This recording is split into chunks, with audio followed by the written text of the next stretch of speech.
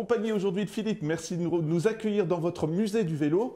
Je vais déjà vous demander, Philippe, de nous dire où on se trouve précisément, dans quelle commune par exemple? On se trouve dans la commune d'Arlon, au petit village de Weller, à 2 km d'Arlon. Voilà, alors le musée du vélo, on va découvrir ensemble. Je vais même vous laisser passer par ici, comme ça sera beaucoup plus simple. C'est impressionnant. C'est quoi l'origine du musée? L'origine du musée, c'est un fou de vélo qui a créé ça il y a 25 ans. Je collectionne depuis une trentaine d'années et le résultat, c'est qu'il y a 200 vélos ici en exposition et que je ne fais que pousser les murs à longueur de journée pour essayer d'avoir un peu plus de surface. Et on parle de passion, mais là, on est vraiment au début du vélo, non? Dans cette salle, c'est quoi, des billes, comme on les appelait ou... Oui, disons, on a passé rapidement la première salle où il y avait les draisiennes et les premiers Michauds. Donc, c'est les premiers engins à pédale. Ici, nous sommes près des grands billes, donc la grande roue à l'avant, qui sont des vélocipèdes très spectaculaires, aussi bien à leur vue et aussi bien que pour monter et pour rouler avec ça, il fallait être un acrobate et être svelte et sportif. C'est pas une question piège, mais ça m'a toujours justement questionné. Pourquoi une grande roue comme ça? Comme vous le dites, c'était quand même pas évident à monter dessus et à arrêter aussi, j'imagine. Non, c'est très simple. Pourquoi une grande roue? Parce que, bon, on est en fixe avec les pédales et la roue. Donc, un tour de roue égale un tour de pédale, pardon, égale un tour de roue. Et on se déplace de la longueur de la circonférence de la roue. Donc, plus cette roue est grande, et plus on se déplace loin à chaque tour de pédale. D'accord. Ça s'adressait à qui, ces vélos? Mais bon, comme vous le voyez, bon, les vélocipèdes d'avant s'adressaient surtout aux gens qui avaient de l'argent, donc les nobles et les bourgeois. Voilà. Mais comme bon, ils faisaient bonne chère, avec leur surpoids, je vais dire, ils avaient du mal à grimper sur les grands billes. Donc ça s'adressait surtout aux gens jeunes, sveltes, sportifs, tout le contraire des nobles et bourgeois. Ça a duré longtemps, ces vélos-là, ou c'était juste une... bon, on est dans les années 1860-70, jusque dans les années 80-85. Donc, voilà la machine idéale pour les nobles et bourgeois et les dames. Un tricycle, donc là, il n'y avait vraiment pas de problème d'équilibre. On s'assied là-dessus. Bon, je peux prendre place sur le tricycle. Vous voyez, il n'y a pas de problème d'équilibre. Voilà les pédales, les repose-pieds dans les descentes, on est toujours en pignon fixe. Et les guidons se manipulent ici par un système à crémaillère. Est-ce que c'est plus facile à manier cela ou... C'est plus facile à rouler, mais bon, mettre ça en circulation, en mouvement, c'est quand même beaucoup plus difficile qu'une bicyclette ou qu'un grand bi. Voilà. On en profite. C'est l'étape suivante, juste à côté ou... Oui, ici, l'étape suivante, par ici, dans le coin, vous voyez un engin un peu spectaculaire de par sa plus petite taille, c'est un kangourou, donc c'est un grand bi à chaîne. C'est le seul vélocipède qui a eu des chaînes. Bon, quand on parle de chaîne, on parle de démultiplication. Donc, au lieu d'avoir un tour de pédale égal à un tour de roue, nous avons déjà plusieurs tours de roue pour un tour de pédale, vu les roues dentées ici différentes. Peut-être vous pouvez faire un gros plan sur la chaîne. Moins fatigant alors pour celui qui le pratique Surtout plus sécuritaire. Donc, on est beaucoup moins haut. On peut se rattraper avec ses pieds et on se déplace déjà de 2, 2,5, 1,5 fois le nombre de tours de roues par chaque tour de pédale. Mais bon, ces chaînes étant très mal placées, on va passer à l'étape primordiale par après, c'est-à-dire que du vélocipède, on va passer à la bicyclette. Et voilà, en fait, la première bicyclette. Vous voyez, on garde la grande roue du kangourou, mais on place la chaîne sur la roue arrière et on passe au vélo ou à la bicyclette. Et là, on est dans les années 85, 1885, et on va inventer les premières bicyclettes. Donc, sur quelques années, je vais dire sur 15 ans de temps, on va passer de la première bicyclette au vélo moderne de 1900 avec la forme dite triangulée, qu'on connaît encore plus de 100 ans après qu'on connaît aujourd'hui. Ce qui est impressionnant, c'est l'évolution, c'est même ne serait-ce que la petite lampe à l'avant, là c'est vraiment beau ça aussi à voir. Oui, donc les lanternes apparaissent, elles existaient déjà sur le Grand Bi, mais elles sont très rares. Donc on a les premières lanternes qui sont à bougie. puis elle passe à huile ou à pétrole, puis à carbure, et puis enfin la dynamo avec l'électricité. En parallèle, l'évolution de la voiture, est-ce que c'est d'abord le succès de la bicyclette parce que justement il n'y a pas encore trop de voitures? Ça s'adresse encore une fois à qui là? Est-ce que c'est pour des professions aussi ou pas? Mais bon, regardez ici le tricycle, Ouais. c'est un Hillman, c'est sur une telle base que Benz monte son premier moteur. D'accord, Donc, en fait, c'est grâce au vélo qu'on roule aujourd'hui en voiture. c'est excellent. Voilà. On va continuer parce que, comme je vous le disais, moi j'étais venu dans le cadre du Tour de France, mais c'est tellement magnifique. Si vous voulez bien, on continue un petit peu la visite du musée. D'accord, il n'y a pas de souci. Voilà, bah, cette fois-ci, Philippe, on est monté à l'étage. Continuation de l'évolution du vélo, tout simplement. On est à quelle époque maintenant? Nous sommes en la période entre les deux guerres, donc entre 10 et 40. Et cette époque-là est riche d'inventions. Donc on a la forme du vélo qui est déterminée en 1900 et on va inventer des systèmes pour rouler plus facilement. Donc voilà quelques machines ici qui ont des systèmes particuliers. Par exemple, la rétro-direct, où on pédale soit en marche avant, soit en marche arrière pour utiliser l'une ou l'autre vitesse. Donc on est en 1910, on a déjà 2 vitesses. Donc on montait les cônes en pédalant en marche arrière. Un autre système ici, le système de cardan. On voit c'est un chainless, le vélo n'a pas de chaîne, c'est un vélo FN de la Fabrique nationale à Herstal. Donc l'avantage que la chaîne a comme désavantage. Tout était graissé à vie, donc il y avait un cache sur le cardan. Et le système est très bon, mais naturellement, il fallait pousser un peu plus fort. Regardez un vélo que j'ai mis il n'y a pas plus tard qu'hier. Regardez les manivelles, la forme des manivelles courbes pour éviter le poids mort de la remontée des pédales. Donc, on a inventé ça dans les années 20-30. Il y avait vraiment un souci de réflexion quand même sur le vélo. C'est oui, l'importance du vélo, quoi, là. l'importance du vélo. Par exemple, ici, regardez, très intéressant, marque Terreau, la grande marque des vélos français, avec le système à pédalage par levier. Donc, on ne tourne pas, mais on pousse simplement. Et le comble, c'est qu'on peut déplacer la chaîne sur 8 encoches différentes. C'est la lévocyclette. Donc, avec 8 leviers différents, 8 vitesses différentes, en 1910 déjà. Mais vous expliquez comment qu'il y ait autant de techniques finalement, parce que c'est étonnant quand même. On sent que est-ce qu'il y avait de la concurrence entre les différentes sociétés ou des choses comme probablement, mais tout était à inventer à cette époque-là. Oui, c'est sûr. Donc, et surtout qu'on essayait de faire rouler les gens le plus facilement possible. Très bien. Donc vélo en bois, tout en bois. Regardez, un très beau vélo de 1900. Super. Et là, c'est quoi, plus une création ou... Je pense pas. C'était un essai, on va dire en anglais. C'est peut-être un one-shot. C'est une pièce unique fabriquée par M. Fèvre dans l'Oise à Paris. Mais ça doit être un boulot monstrueux pour vous. Vous en entendez parler? Vous partez à la recherche des vélos? Oui, dès que j'entends quelque chose, je me lance. Et il y a toujours des pièces qui m'intéressent, malgré que j'ai pas mal de vélos. Bon, on peut continuer. Voilà un vélo Léon Chéron, un Français qui a inventé ce genre de cadre-là. Oui. Il en existerait 3 en France. Vous voyez un peu la particularité du cadre. Pourquoi alors cette fois-ci? Probablement pour une recherche de stabilité pour que le vélo soit plus stable et qu'il n'y ait pas trop de perte de puissance dans le cadre. D'accord. Vélo à moteur auxiliaire. Oui. Donc, c'est un peu, ça nous fait penser à la mobilette, le vélo Solex que tous les Français ont connu. Ouais. Vélo couché. Qui est encore populaire d'ailleurs, le vélo couché. Qui revient, oui, surtout en Allemagne ou en Hollande, on en voit pas mal. Ouais, je pense que ça, c'est un précurseur des années... peut-être des années 60, 70. C'est quoi? L'effort est plus dur ou plus doux? On a une meilleure position, mais pour moi, qui est quand même un peu dangereuse parce qu'on est très bas sur la route. Ouais.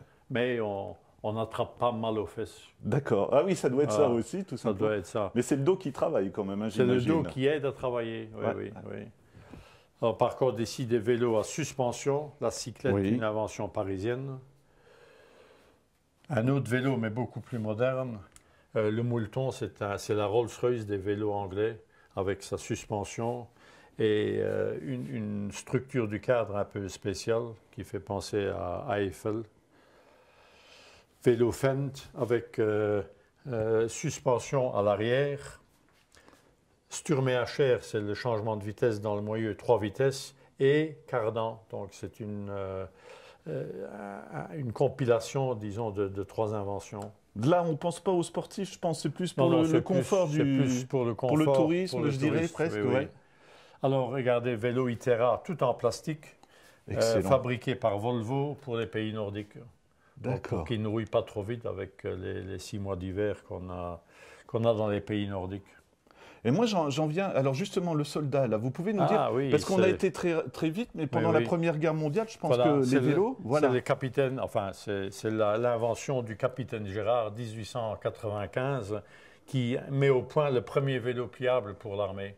D'accord. Donc, en 1914, on utilisait ce genre de vélo. Imaginez-vous le cycliste, le militaire cycliste avec son vélo sur le dos parce que la route était en mauvais état, plus son sac, plus le pactage, le pactage, plus les casseroles, plus les munitions, plus le sabre, le fusil, etc.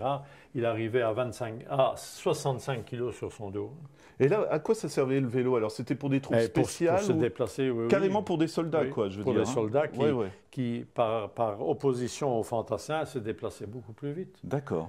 Voilà. Question idiote, les facteurs. Est-ce qu'il y a eu un développement du vélo pour le facteur? Pour le facteur, on verra dans une autre salle les vélos utilitaires. Mais ici, il y a encore un vélo très spécial. Regardez un peu. Il n'a pas de pneus, mais il a tout un système un peu complexe de ressorts. Oui. Donc, on est ici en 1900. C'est un vélo de 1904, un vélo allemand, August Stukenbrock, qui pendant la première, aussi bien la première que la seconde guerre, les pneus étaient des articles introuvables. Et alors, l'homme a inventé des systèmes un peu farfelus, comme celui-là à ressort, pour donner un confort aux cyclistes. Mais là, il n'y avait pas besoin de pneumatique, on roulait avec ça. Vraiment confortable ou pas? Je ne l'ai pas essayé. Je ne l'ai pas essayé, mais je m'imagine que ce n'était pas très, très simple à rouler. Pourtant, j'ai eu une photo d'un visiteur ici qui m'a donné une photo d'un militaire allemand aux côtés d'un vélo pareil. On découvre une autre salle. Dites-nous où on se trouve cette fois-ci. Voilà, nous sommes dans la période toujours entre les deux guerres avec les vélos utilitaires. Donc tous les corps de métier se déplaçaient en vélo à l'époque. On voit le douanier, le militaire, le gendarme belge, le vélo du garçon boucher, boulanger, etc., etc.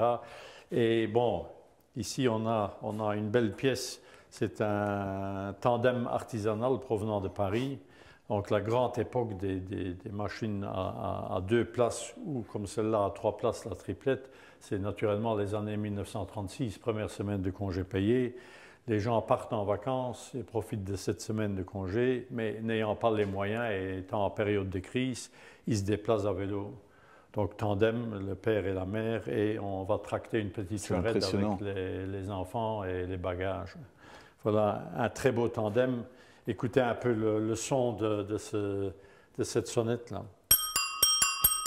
C'est absolument génial parce qu'on est tout de suite plongé dans l'ambiance aussi de l'époque. Hein. Oui. C'est pas un petit peu la joie de vivre aussi, on va dire, non? Parce que 36, les premiers congés payés, les choses comme ça aussi, non? Il y a ce côté se retrouver ensemble. Hein. Voilà, c'était ça. Et puis les gens partaient, soit en Belgique, ils allaient à la côte, ou les gens du nord venaient vers le sud, etc., dans les Ardennes. Et bon, c'était malheureusement une période avant la guerre et les gens se déplaçaient avec les moyens du bord. Autre pièce à découvrir, Philippe? On vous suit parce que c'est vraiment un plaisir là. Bon, un vélo-taxi que j'ai acheté à Singapour. Donc vous l'avez fait venir jusqu'ici? J'ai fait venir, oui, j'ai fait venir et bon, le déplacement a coûté naturellement beaucoup plus cher que le vélo. Mais dites-moi, le cycliste, il est quand même pas très à l'aise, si? C'est un peu serré, non, malgré tout? Parce que je voyais ça sur l'avant, moi. Oui, c'est quand même un vélo. Voilà. C'est quand même des petits gabarits qui roulent avec ça. Donc 2 places pour les touristes et la personne ici qui pédale, naturellement, il n'y a probablement pas de côte. Maintenant, ces vélos, ces trichots sont remplacés par des vélos à moteur et ils ont beaucoup plus facile. Là, la fabrication, c'est des pays asiatiques, le vélo? Oui, bon, c'est un assemblage, on voit. Bon, c'est un vélo très lourd parce que c'est des matériaux plein. Ici, les tuyaux sont pleins, ça également. Donc, il pèse vraiment très lourd. C'est un amalgame de pièces, probablement, de récupération. Hein. Là-bas, ces pays, c'est la débrouille. Et puis, vous en doutez, le Tour de France sera dans la région dans quelques temps. Et évidemment, vous avez aussi les vélos de course. Et là, on est encore une fois dans l'histoire. Hein. Je vous laisse nous présenter les vélos qu'on va découvrir. Voilà un vélo des années 1900. Bon, Charles Théron, qui était un coureur très réputé à l'époque, gagne sur une telle machine, Paris-Brest-Paris, 1200 km. Alors, on peut lire ici sur le petit panneau, donc vainqueur en 71 heures et 10 minutes. Déjà à l'époque à 17 km/h de moyenne. Donc, c'était quand même les géants de la route à l'époque. Mais est-ce que c'était quand même des vélos pratiques pour la course ou c'était quand même encore monstrueux à pratiquer? Non, bon, c'était pignon fixe, donc il n'y avait même pas la roue libre. Il y avait une seule vitesse. Bon, il y avait déjà les pneumatiques, vu qu'on avait inventé les pneumatiques en 1880, mais éclairé à la bougie. Mais vous imaginez presque 3 jours et 3 nuits sur un vélo. Bon, c'est fou. Hein. Ça devait être vraiment des bêtes de somme pour faire de tels efforts. Hein. On passe au vélo suivant parce que vraiment, c'est les étapes. Hein. On avance un tout petit peu ici. Bon, on est dans les années 10-20. Les premiers Tours de France, voilà effectivement une des machines qu'ils avaient à l'époque lors des premiers Tours de France, 1904-1905. Toujours, déjà la roue libre, donc on pouvait s'arrêter de pédaler, mais une seule vitesse. Donc vous imaginez les gaillards qui roulaient le Tour de France à cette époque-là, 400 km. Donc, tous les 2 jours, mais faites toujours 400 km avec des routes de l'époque sur des machines pareilles. C'était vraiment fou. Parlez-nous de la roue, alors, c'est ça, vous m'avez expliqué? Dans les années 20-30, bon, ils ont quand même déjà une astuce. Si vous voyez ici, il y a un pignon fixe et une roue libre d'un côté et de l'autre. Donc, arrivé au pied d'une côte, le coureur faisait quoi? Mais grâce au vis papillon, il dévissait la roue arrière, la retournait, montait la côte, et une fois au-dessus de la côte, il refaisait la manœuvre en sens inverse. Donc un coureur entraîné le faisait très rapidement, en moins de 15 secondes. Voilà, entre parenthèses, un vélo très, très spécial, c'est la Sabine, avec cette forme-là, pour toujours donner cette rigidité au cadre, très spéciale, la Sabine.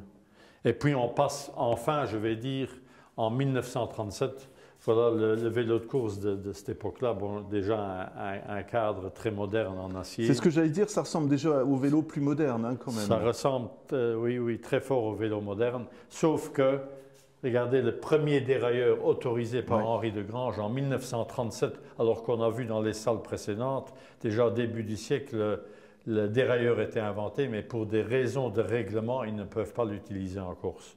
37, on l'autorise.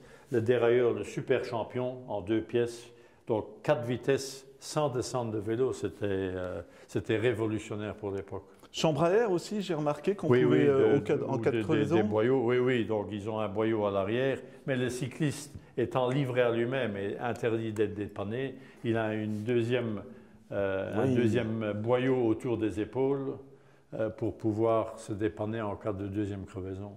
Très bien. Regardez un peu le casque, le fameux casque à boudin avec ses lunettes. Bon, on est loin du casque moderne d'aujourd'hui. On continue un petit peu, Philippe, parce que c'est tout à fait passionnant. On continue, donc on arrive déjà après-guerre ici avec un vélo Alcyon, grande marque française, qui a roulé au Tour de France. Donc c'est déjà le vélo moderne avec son dérailleur et le double plateau qui était... qu'on manipulait avec sa petite poignée. Là. Et je vois qu'on réfléchit à la légèreté des vélos déjà, non? Parce qu'ils ont l'air plus fins. Oui, ils ont l'air plus fins, déjà des roues en aluminium, donc c'est déjà très très moderne. Mais après-guerre, donc les années 46-47, je vais dire le vélo va devenir le parent pauvre des moyens de locomotion. Et on va développer tous les autres moyens. Le vélo va un peu tomber dans l'oubli. D'accord. Il deviendra quoi? Plus pour la compétition, du coup Oui, peut-être pour la compétition, mais il faudra attendre les années 60-75 75, Eddy Merckx, le grand Eddy, Voilà. qui va un peu redorer le blason du vélo. Et là, il y a de nouveau un engouement pour le vélo. Et voilà un peu les vélos de cette époque-là. Ouais. Donc le vélo Peugeot, qui n'a pas connu Oui, le vélo ouais, blanc. c'est vrai. Peugeot, Thévenet gagne le Tour de France. Merckx roule ses premières courses professionnelles sur un vélo Peugeot. Ferdinand Braque gagne également avec vélo Peugeot. Vélo Flandria, marque belge très bien connue avec les champions du monde, je ne retrouve plus son nom maintenant, Freddy Mertens, pardon. Oui. Freddy Mertens, Michel Pollentier, Marc de Meyer, tous des coureurs très connus pour l'époque. Donc c'est un peu des vélos mythiques. Ah, tiens, voilà, un Sauvage le Jeune. Les Français d'un certain âge se rappelleront de ces fameux vélos Sauvage le Jeune, où le père Schleck a normalement roulé sur cette équipe-là.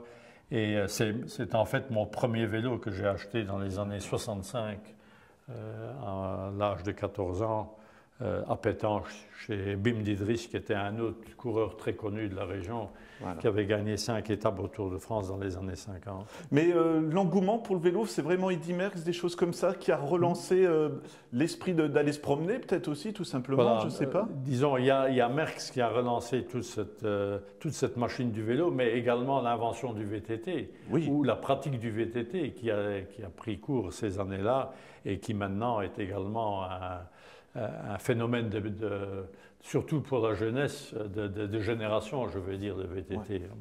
Est-ce qu'on parle de technologie aussi maintenant? Parce qu'on va découvrir quasiment les vélos les plus proches maintenant. Oui, bon, on parle naturellement, le dérailleur moderne est inventé, oui, donc on a 6, 7, 8 pignons à l'arrière, x2, ça nous fait déjà 14-15 vitesses.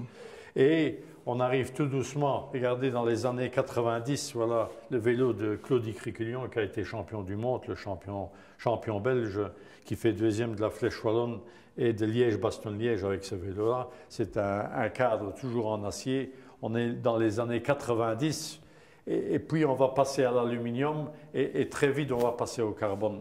Donc voilà le vélo Trek de Bob Jungels, grand espoir et futur espoir, grand champion luxembourgeois. Avec ce vélo-là, bon, on passe vraiment dans le futur. Oui, donc déjà, complètement, c'est fou. Les dérailleurs fonctionnent électriquement, donc il y a déjà une batterie, tout est en carbone et le poids est limité à 6,8 kg.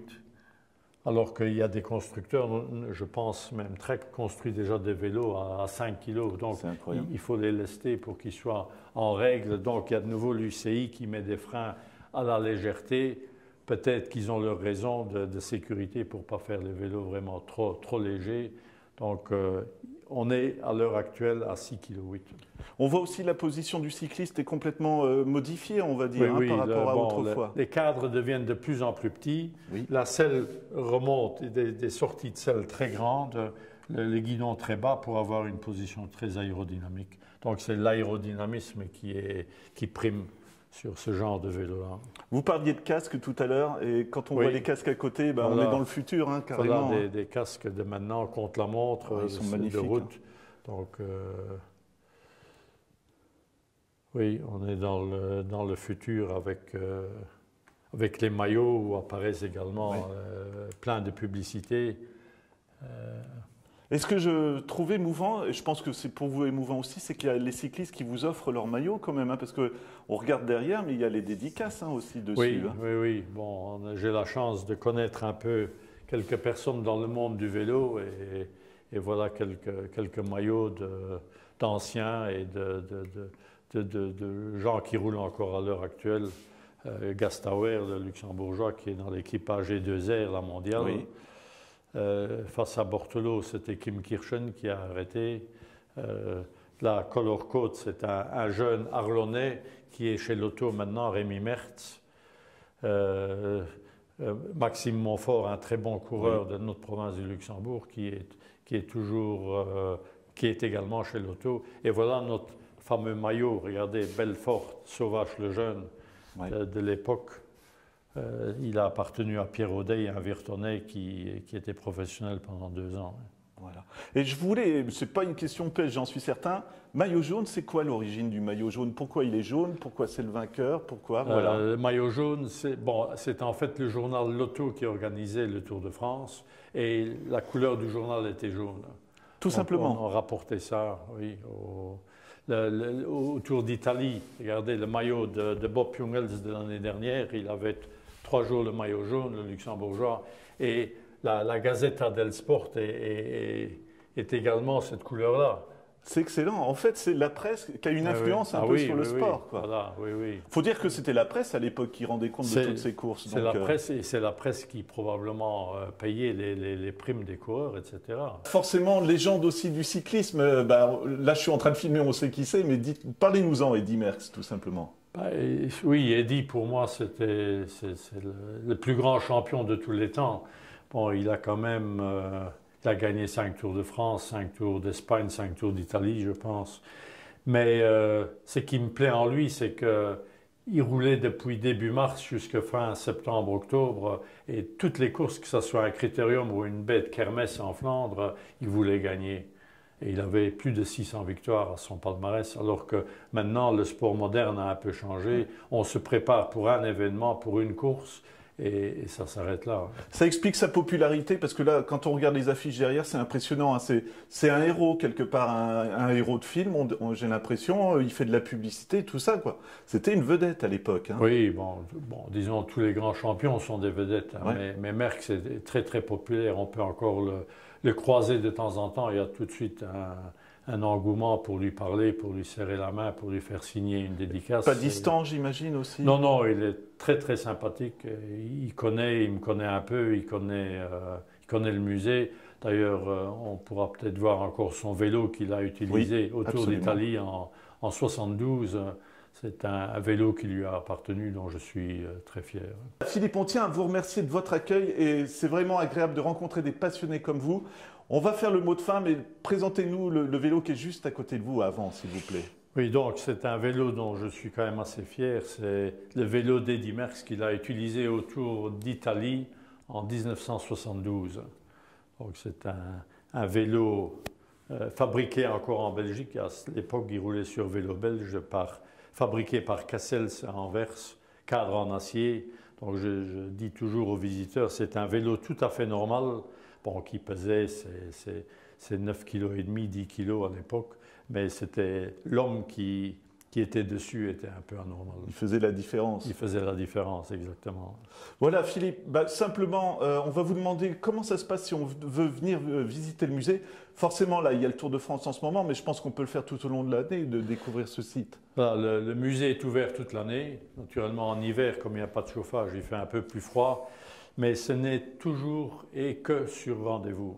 D'accord. On peut avoir le numéro de téléphone? Le numéro de téléphone, donc c'est en Belgique au 0032 63 21 72 03.